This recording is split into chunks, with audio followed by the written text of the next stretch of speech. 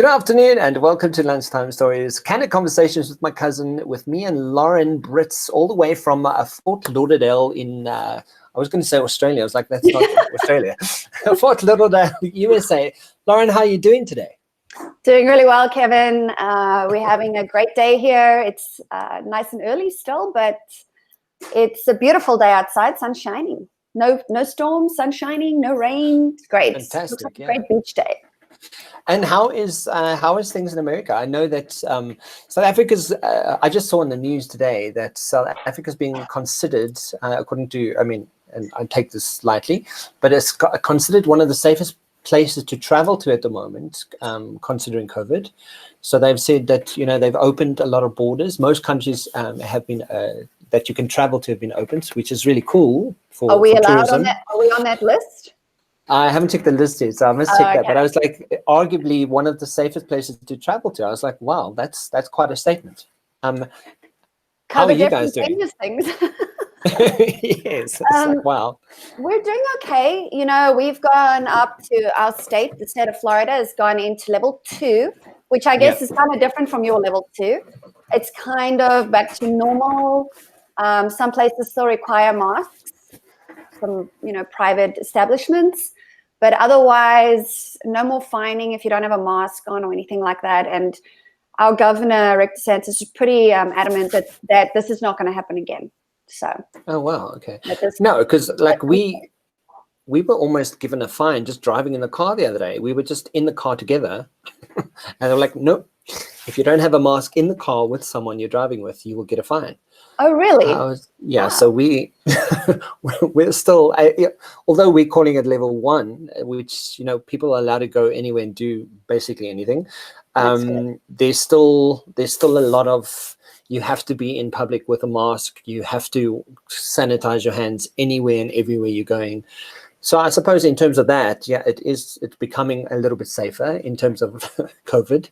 But it was an interesting statement to see today. And that is an interesting statement for South Africa's travel tourism industry. I know most people that go over there, I know quite a lot of Americans that have traveled there. They love it. And, they've said that they didn't have any issues. And I always say to people, when people ask me, is it dangerous? I say, well, that's really difficult to quantify. So when you go on vacation or you go on holiday there, it's you be safe, but you're not going to really necessarily experience the crazy thing. Yeah, and that is relative, because you're kind of going, well, you're safe. Of course you're safe, but depends on where you travel and where you're traveling, how you sort of conduct it. So it becomes quite of, but it still has, crime is crime here in South Africa. In terms of what we're chatting about today, we're going to be chatting about vulnerability. And it's an interesting conversation, because we both had a day that's really pushed that button. Vulnerability, and how vulnerability could become your superpower. From my perspective, instinctively, vulnerability kind of goes, I don't want to be vulnerable, and it's the quickest way to get injured is by being vulnerable. So maybe I'm the wrong person to ask, because today's been a tough day for me. So you start from your perspective, and I'll just add to that. I think vulnerability is coming up a lot lately. And just to remind people, they're probably wondering why I'm talking about this. I am, quote unquote, a photographer. But I think I just want to let people know that I'm actually a creative director. So what I do, I also photograph, but the big bulk of my work in the thinking side is the creative direction. Yeah. And it's in those moments where I start creeping into people's vulnerabilities, because that's where I'm going to find all the real magic that I try to incorporate into the actual shoot itself, and the photo session and their branding, and that sort of plays out to their own audience. So I think, just to start off with a good idea of what is vulnerability, like you said, it's the easiest way to get hurt. Yes. I think that has definitely been, I was looking up the definition and I was thinking, man, they should maybe try to nowadays reconsider the definition of vulnerability, because I think the dictionary definition is, it's a state of being open to a possible attack or scrutiny with judgment in play, whether that is physical or emotional. Physical vulnerability is a little bit more obvious, obviously, but emotional vulnerability is a very important topic. I think a lot of people have been trained in their lives during these times to not be vulnerable because that equals weakness. Yeah. Except nowadays, vulnerability can actually allow you to see the plethora of who you are. And it can actually show you all the gifts you really have. And if we don't go into that moment of vulnerability and we just skip over because we don't want to be weak, quote unquote, we never actually get to see those parts of ourselves, all the parts of ourselves. So really, I'd like to start talking about this because as we move into a different time, I think it's important to change the idea of what it means to be vulnerable. I am quite an openly vulnerable person. There's a reason for this, I guess, as I've worked through myself over the years and I become more comfortable with myself, I feel more comfortable being vulnerable, regardless of who I'm being vulnerable with. So it's definitely a beautiful topic. We need to get into it. We need to discuss, why are people afraid of vulnerability? How can we move into vulnerability without being afraid? And how can we use it to our advantage so that it really becomes a superpower in business and life? It's, I really think, a wonderful tool that we can all use to get what we want out of our businesses. Yeah, I think the vulnerability also lends itself to honesty, because when you're not wanting to be honest about something, or when you're kind of trying to hide from it, or keep yourself, or just keep a little bit to yourself so that you're not completely exposed. It becomes it's still terrifying to be able to do that. And so invariably, to be vulnerable is to be honest, and being honest is not always easy. I don't think. For me, it's I mentioned to you the day that I had today, and it's really I kind of step back and kind of go, okay, cool. What role did I play here? And maybe it was a lack of communication, or maybe it was a case of going, I haven't set the boundaries clearly enough, and but it still stems back to the fact that I have to ask myself, well, what is the honesty that I'm willing to share about this moment? Yeah, and I'm kind of, because that's so then it's completely exposed, right? It's like, damn, I don't really want to face it, but it's necessary. Absolutely. I think people struggle to be completely honest. So it's not that they're being purposely deceptive always. It's that there are sensitive things that lie beneath vulnerability. Until we start touching them, they remain sensitive. So, being honest about that whole array of who you are is not an easy thing at first. As you explore yourself, you become more comfortable with it, and it doesn't matter whether people like it or not. But initially, it's hiding parts of yourself so that other people don't see your weaknesses. What I'd like to do, though, is to turn this around and say, well, hold on. These are not weaknesses. They feel tender, but these are beautiful parts of us that we need to, and also just to be authentic, and to know that we are worthy. This morning, I was in the gym. I do a gym workout that requires a heart rate monitor. I pay premium price for the gym membership. I got in there this morning, and a few times now, nothing has worked, and I can't get myself going in the gym if it's not working, etc., etc. But it just came, around to a whole bunch of feelings. I made my feelings known. And my responsibility is how I do that. But, I had to let them know that I wasn't having fun. This wasn't fun for me, because otherwise I'm just going to walk out the gym, leave them a 1-star review, tell everybody I know they suck and their gym equipment is always breaking, blah, blah, blah, blah. Like, that's not going to serve anyone. So my vulnerability and actually saying to them, listen, I'm not having fun here. Every time I come, it's broken. I can't track my workout, blah, blah, blah, was me making myself vulnerable, because they can be like, oh, check this grumpy old chick out all the time. You know, every time she comes in, she's grumpy. But every time I come in there, your equipment's broken. So not attacking them, but saying to them, look, I'm being vulnerable. It's not a good experience. I need you to make it a good experience for me, please, and for you. And I think that opened up a space for us to be honest and talk. I think a lot of people struggle telling people how they really feel. I'm smiling because I think I might be a little bit more honest than you are, because I had but I had a similar experience with someone pacing the gym in front of me today. So he works at the gym, but he was pacing as if, I don't know what he was doing. And eventually I stopped him. I was like, excuse me, what are you doing? That's something I would do too. And then he was like, no, I'm doing, like, I'm just walking around the gym and checking if everything's okay. I'm like, no, but you're pacing right in front of me. So can you go walk over there, or you're in my space. No, but it just made me so uncomfortable because I was the only one in that space because it was early enough, and he was just pacing right in front of me. I was going, what are you doing? Like, are you checking up on me? Like, what's happening here? This doesn't make me comfortable. I mean, I had a similar experience with taking like having a family moment the other night at a restaurant. And while like at like 7 o'clock in the evening, I went out for dinner with my family, and and it was me, Eugene, and Bay, and we're sitting there having a moment, and they start playing the president's speech out loud, like really loud, in the restaurant. I was like, no way.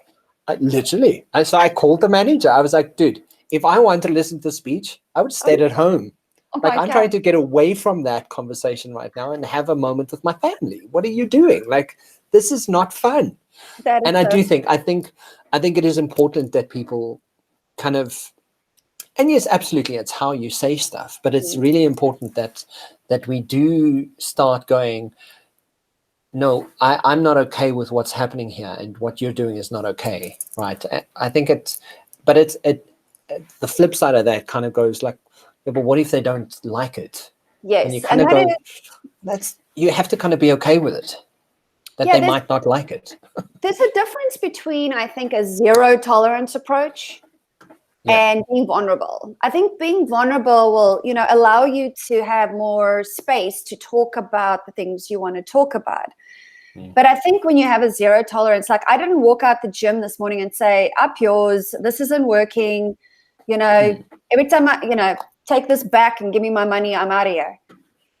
Maybe after 10 times, that will be the result. But I think having a zero tolerance, like that doesn't work for me, and shutting the door just instantly doesn't really work. You have to kind of suss out if this person or if the situation is actually going to work for you if you're going to be vulnerable.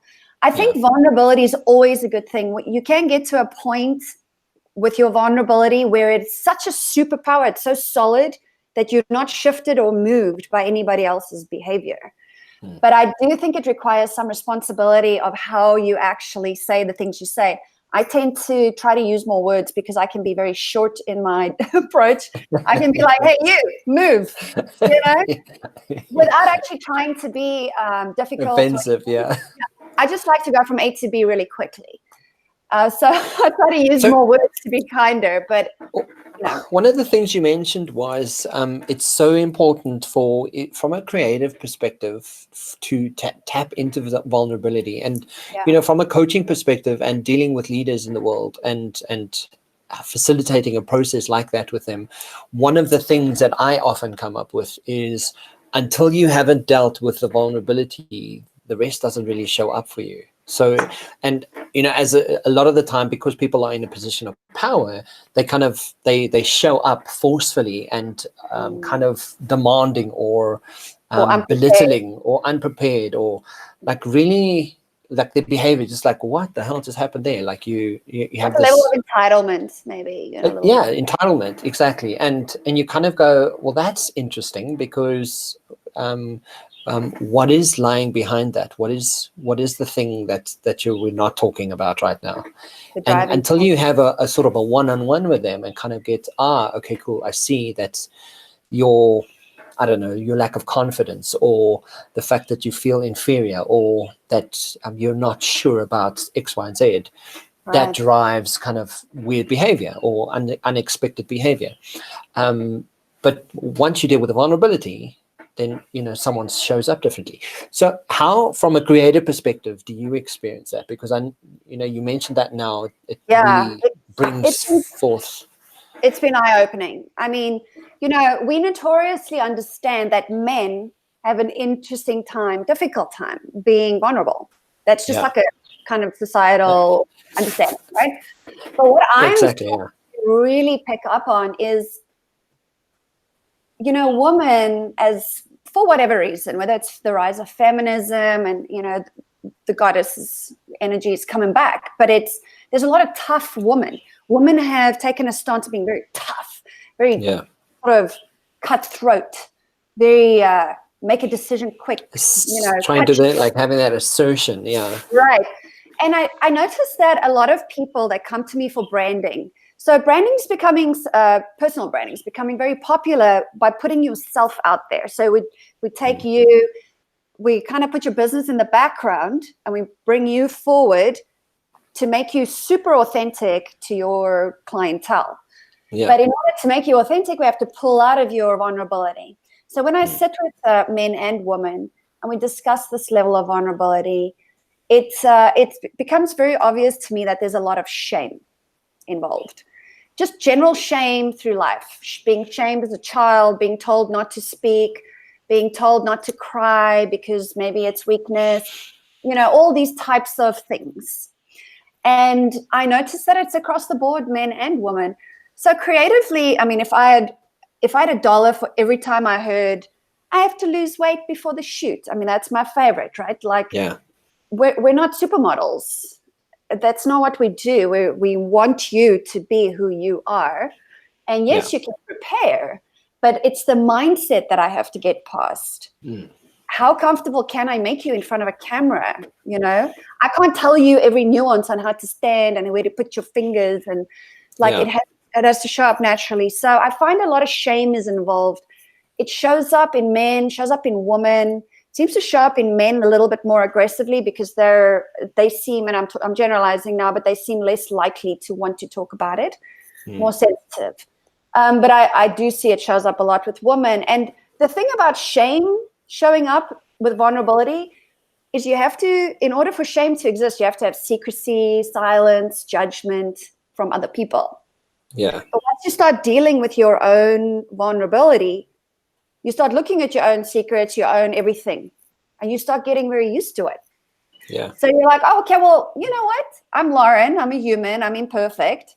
And maybe being angry every now and then is not the worst thing, or getting upset with somebody, or showing my truth, or crying, or, saying to a client, listen, I can't do this. This is not working out.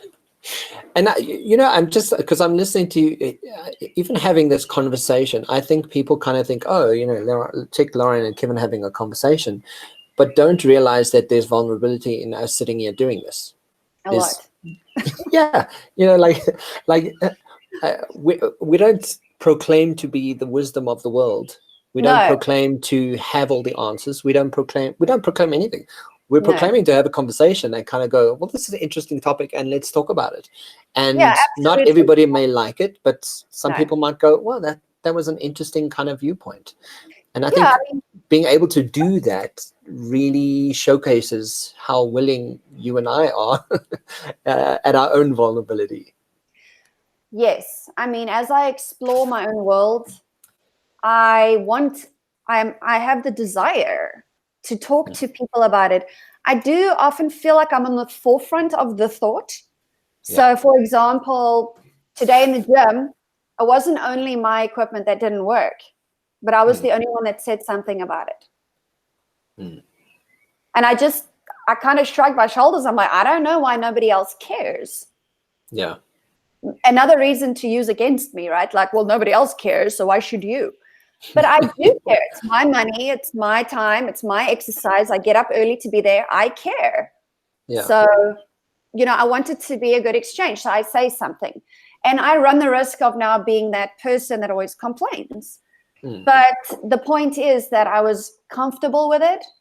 It didn't matter because you know what? I didn't go in, it was just a matter of, listen, this is how I feel, and that's it.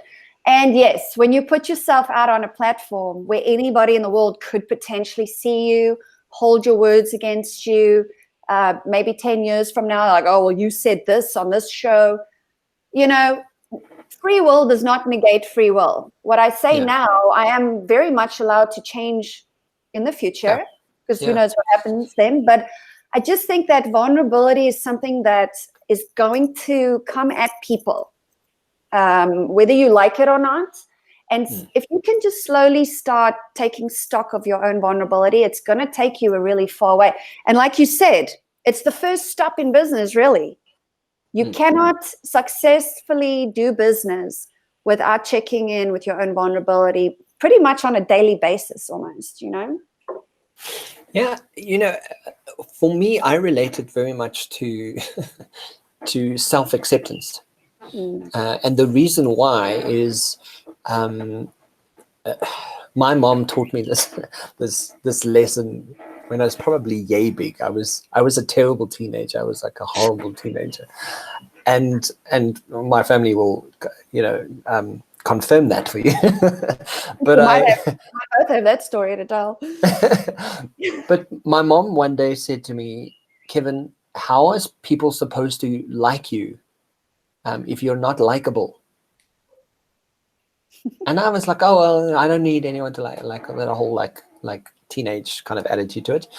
But it stuck with me for as long as I can remember. Like if you say you're not acceptable, or you're saying people don't accept you, what part of you is so unacceptable? It's like have reference to what's going on and feedback so that you kind of go, well, let me check myself. Let me check where I'm doing, how I'm doing, and how much better I can show up for my life today.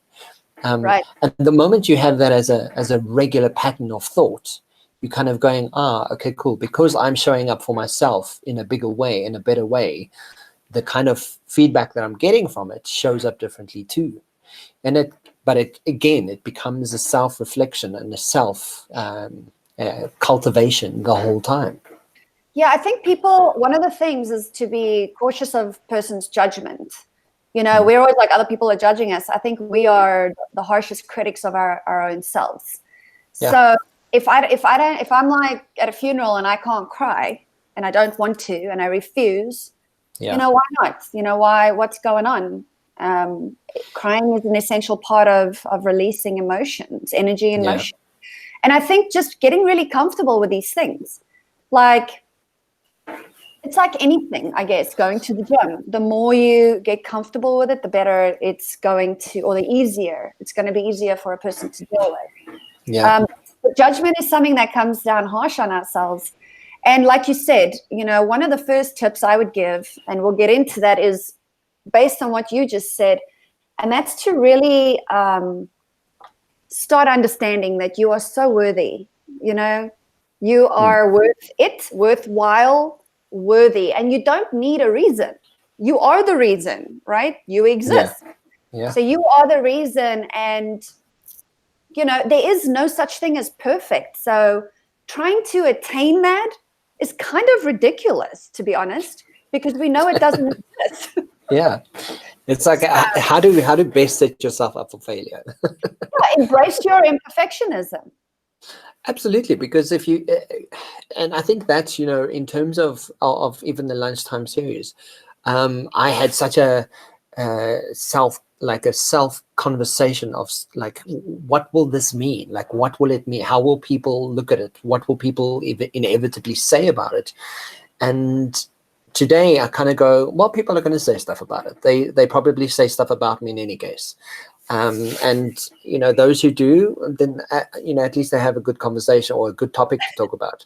Well, they're talking about in Hollywood. They call that publicity. If it's free or not, doesn't matter. If it's good or not, doesn't matter. It's still publicity, right? Exactly. And I think that's what vulnerability leads back to, is just being okay with the fact that you're gonna fail, and when you do, it's okay. It's okay to fail and kind of go, damn, that was such a fail. Like the conversation I mentioned to you earlier, just setting boundaries and kind of going, oh wow, I will most certainly make sure that from today onwards, the boundaries that I do set when referring anyone or having a recommendation is so clear. Right. Purely based on the fact that I can't afford to kind of get taken or swept under my feet kind of thing, just because Right. it was such a shock for me.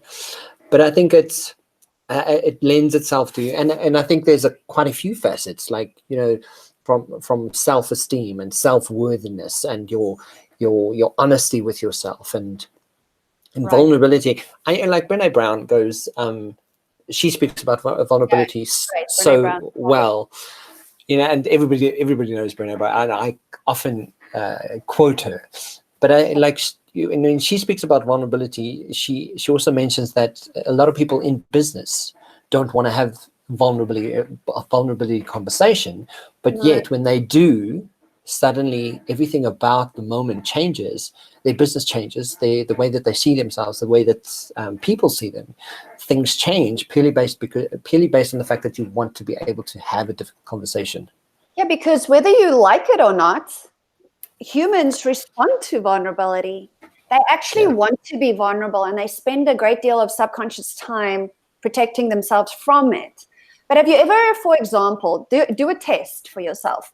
Go on Facebook or a social media network or whatever, and write something really vulnerable and see how many people like it. Then the next day, go and post something awesome like the ocean, and see how many people like it. So no, it's funny that you're saying this, because I don't know if I could do that. Do you think I would get a good response? Well, because I'm naturally vulnerable, I noticed that if I put out a post there that has some level of vulnerability to it, people respond in one of two ways. Yeah. One is they'll come to me and try to save me. Oh, it's okay, it's fine. And I'm like, I didn't put my feelings out there to be saved. I know it's fine. Yeah. I'm just starting a conversation. Or they will skip over. So what you'll notice is, without any judgment, what you just notice is the numbers will always be lower. Until you start, this is on a more social aspect as well, but until you actually start working that vulnerability, until people get comfortable with it, because other people, their vulnerabilities are at play now too. How do you get somebody comfortable with vulnerability who's just not comfortable with it? Yeah. How do you work with a person like that? So, there are ways, but it's a great experiment to do. I have done it. And I mean, you don't have to be that vulnerable. Just put out a feeling even. And you'll notice that people are afraid. They're scared. They're scared to feel their feelings. For whatever reason, we've been trained that it is weakness. Crying is weakness. Yeah. So on the how, like you're saying now, how do you do it? How do you suggest people tap into that vulnerability? So there's a couple of things, that people can do. I think one of the first things is to discuss your own level of tolerance towards things, right? I do like things to work well. So I can be a little intolerant. And I'm like, okay, why did this not work well the first time? Yeah. Why did it take 3 times? So to check your own level of tolerance. If you're an extremely intolerant person to everything, then there is no space for other things to happen. So if you realize that, take take a step back, ask yourself, what are you missing by being completely intolerant of things in general? You know, are you missing a really good idea?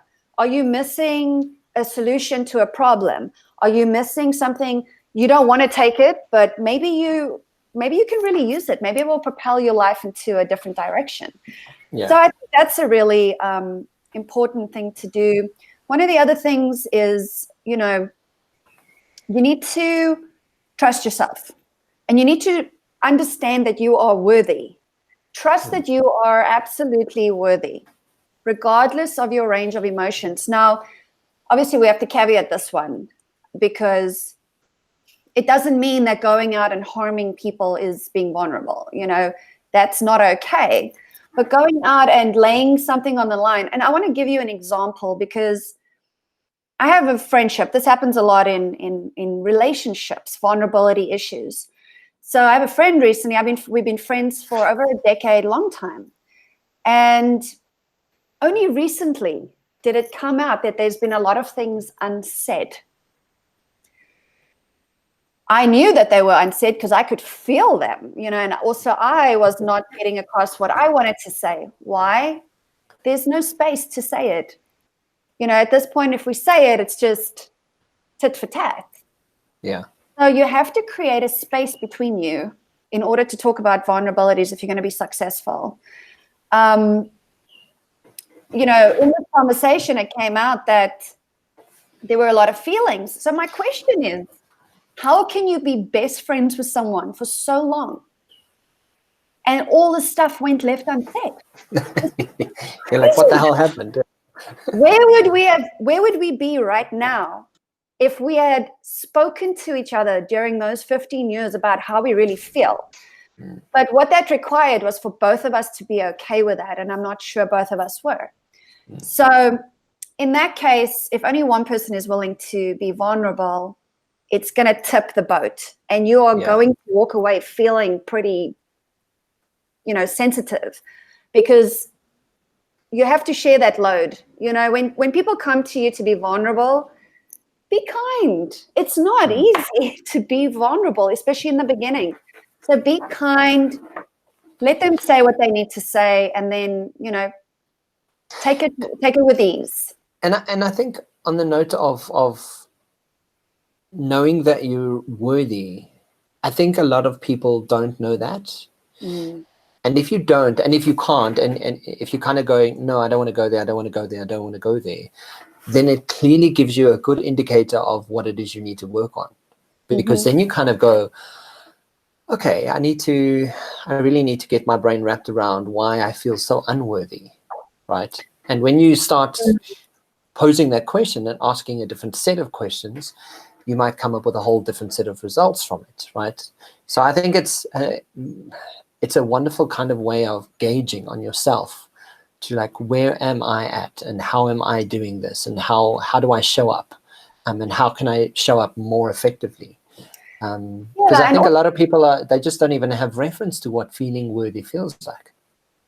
Yeah, I think you're so right. And I think it's important also for people to realize that asking for help, you know, you can't do this world alone. You can't. I can't. I cannot do this alone. Nor do I want to. So I think asking for help, reaching out to people, maybe a trusted person first, maybe a therapist, maybe, you know, whatever it is that you feel comfortable with, is also a great sign of starting to explore your vulnerability. Because that is a vulnerable state to put yourself in. But hey, once you're there, you take all your power back. And nobody can say anything about what you're doing. If someone's like, oh, well, you're in therapy, and you're like, yeah, I'm in therapy. Because I'm in therapy because I want to figure out what's going on, or who I am, or my own vulnerabilities, or what to do next with my life, or whatever's been a source of issue. Do you know, I would recommend that everybody and anyone who has considered doing therapy of some sort, or seeing a coach, or seeing a psychologist, or any of that kind of realm of wanting to fix yourself, I would recommend it at a drop of a hat. I would like, it is the best thing in the world to be able to just go and speak to someone that doesn't know you, and that you could just spew whatever you need to, just get it out of your head onto just like into a space and kind of go, okay, there it is, it's out, I've said it. And then from there, have maybe a reframing conversation, or a different option or different angle of conversation.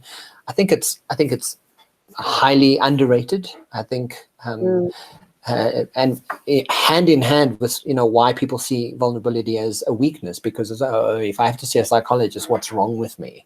Like, there's lots wrong with everybody. Let's just be frank. Like, it's just honest that we all have stories, we all have scenarios and things that just go severely wrong, and we don't have the answers. We don't know what every answer is, and to be able to go, I don't know and I need help. That's completely, it's so powerful. It's such a like enabling moment for you to be able to do that. And I mean, what are other people going to say? You shouldn't do that? Come on, get out of my way, dude. Like, I'm going to the therapist whether you like it or not. Yeah. I just, anyone who says that therapy is pointless, and we all know, I mean, you just check yourself, because, you don't need to go if you don't want to, but don't steer other people away from something that could really, really benefit their lives. It doesn't matter who you are a vessel of energy. And, even for people who struggle more with vulnerability, if you want to start therapy and not tell anyone, that's your right, Yeah, exactly. But definitely to share, it's in sharing with another human who generally is trained in whatever you're sharing, that's where all the insight comes. Otherwise, we wouldn't need them or anybody in, mirroring to us, because that's where you're going to get your answers. That's where you're going to have those epiphanies, those moments where you're like, oh my gosh, I didn't realize that, but I've been doing it the whole time. It's actually really fun and fascinating, although it's courageous. It takes courageous people, and we're all courageous. We're all courageous people being here. Absolutely. Lals, that's, you won't believe it. That's almost an hour's conversation. Yeah, so that's crazy. In your final thoughts of today, what do you leave us with?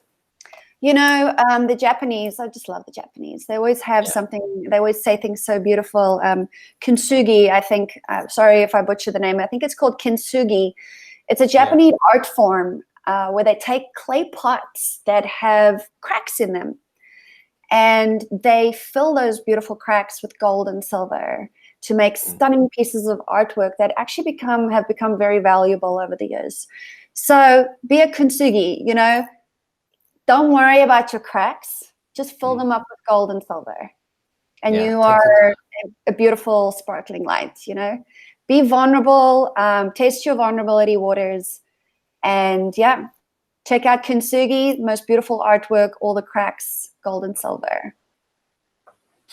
That's fantastic. I love that. And I would recommend everyone go and watch the play. I think it's called The Playbook on Netflix, where some of the coaches are speaking about their advice. And one of the coaches last night when I was watching speaks about, strange enough, which we've spoken about, Ubuntu. Oh, like Ubuntu. they literally applied their Ubuntu to their actual basketball team because they were going through a lot of racism and turmoil and stuff. Is it based in America or in South Africa? Yeah, based in America. Yeah, so I would recommend everyone go and watch the playbook on Netflix. It's awesome about coaches giving advice. And Lars, thank you for having a vulnerable conversation with me. I think we could have probably spoken for another hour because it's such a big topic. Yes, but I think it's nice to be able to, and I think it does lend itself to just, the more people talk about stuff that are uncomfortable, the more it's okay just to talk about it. Yes. And today I'm having a vulnerable day, and and we even got through this vulnerable conversation. So thank you. Thanks for sharing. Thanks, and I will chat to you next week. Awesome. I hope you have a wonderful Friday. And you. Chat to you later. Bye.